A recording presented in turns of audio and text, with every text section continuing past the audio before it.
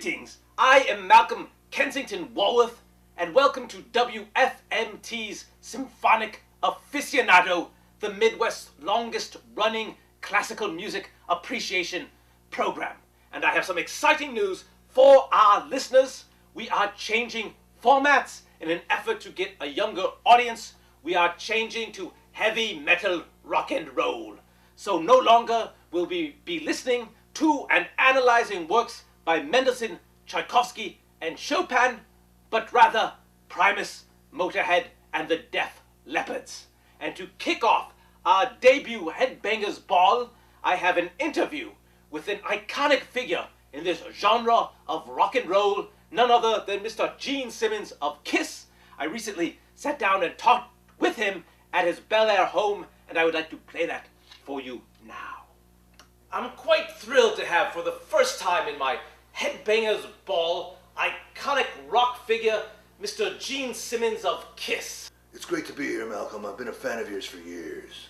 That's very kind of you to say, Gene. Now, your appearance is very dramatic.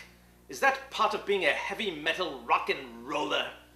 Malcolm, this is my normal appearance when I don't appear as a demon bat lizard vampire who was hatched on Mount Olympus in 1776.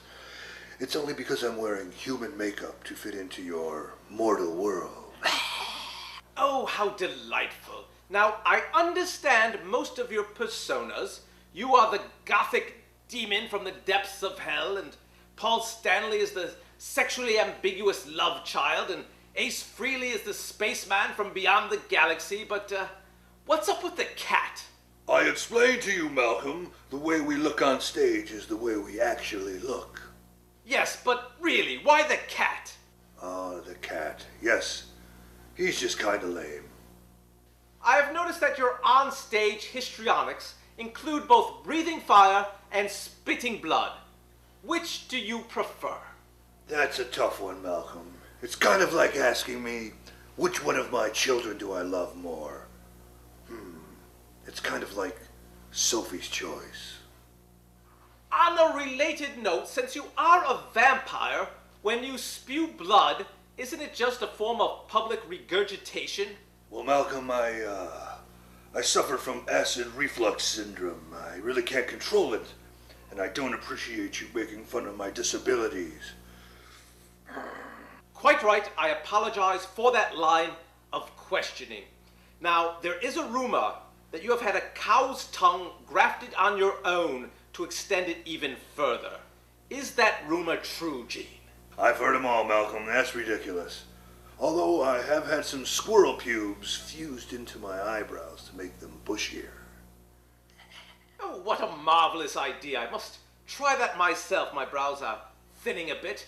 Now, to pursue that line of questioning about the spitting blood and fire and so forth, why not have anything fly out of your nose while in concert? I've never thought of that. What would I have come out of my nose? Root beer might do the trick. I don't think that would be very dramatic, Malcolm. I mean, I breathe fire, I spit blood. To dribble root beer out of my nose, I don't think so.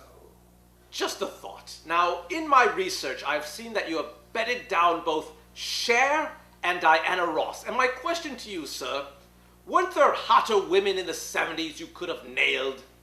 Malcolm, when you're as wasted as I was in the 70s, Diana Ross and Cher will do just fine. Yes, but there were so many hotties in the 70s. What about Vicki Lawrence or Thelma from Good Times or Susan St. James or the ladies from Heart or how about Maude? Don't worry about me, Malcolm. If I haven't nailed a broad yet, I've at least banged someone in her immediate family. Oh, that is terribly exciting. I'm hoping to get some groupies myself from this rock and roll show.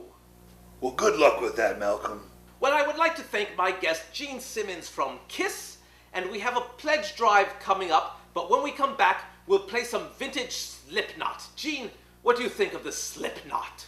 Well, they're kind of goofy for my taste. Tell me, Gene, should I be shooting some heroin? I would definitely recommend that, or possibly drink some cold gin, 'cause you know it's the only thing that keeps us together.